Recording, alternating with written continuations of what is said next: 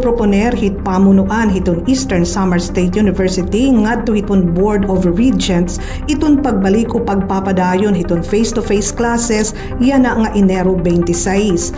Ini ang naging pahayag ni Dr. Andres Pagatpatan, presidente hiton ESU, didahan ginbuhat nga online consultative meeting kakulop kaupod ang mga stakeholders hiton universidad.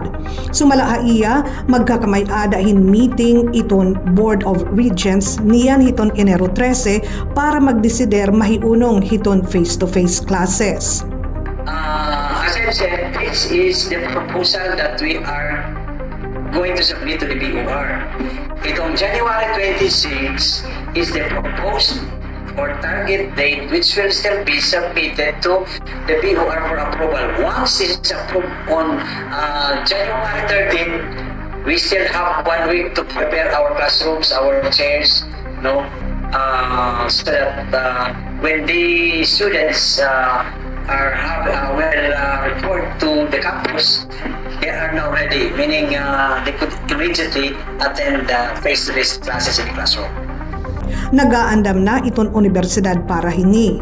Dara kay may ada man mga buildings nga diri magagamit dara kay diri talwas, nagsaring hi Dr. Vicente Agda, VP for Administration, magpapatuman iton universidad hin single double sessions. Iton single session in matikang alas 7 hiton aga nga da alas 12 hiton udto, samtang iton double sessions may ada aga alas 7:30 nga da hiton alas 12 hiton udto, ngan kulok nga matikang alauna nga da hiton alas 5:30 hiton kulok. Darahiton kakulang hin mga classrooms, may ada naman mga buildings nga temporaryo nga gagamiton. Sugad ini hiton kanan graduate school, College of Law, Kanuktan Hall, library nga iba pa. Sumalakan Dr. Grace Manlapas, gin-inspection na iton mga pwede pa magamit nga mga classrooms dida hiton face-to-face classes.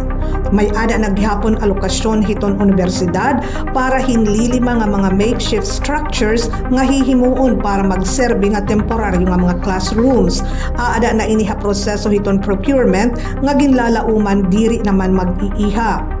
Samtang didahan ginbuhat nga open forum, may ada pipira nga mga estudyante nga nag-isahin pira nga mga issues kalakip iton pagbalik iton face-to-face classes, upod na hini iton safety o katalwasan iton mga estudyante, sugad man iton schedule iton mga klase nga iba pa. Mahinunong duman nga Oktubre 13 nakalabay nga tuig hantikanganhan universidad an asynchronous classes hangatanan nga campus. Kataliwan inihan mga pagkahulo para han katalwasan han mga estudyante nga mga magturutdo, darahin kahibang hinpipira nga mga struktura katapos han mga paglinog niyan han Oktubre.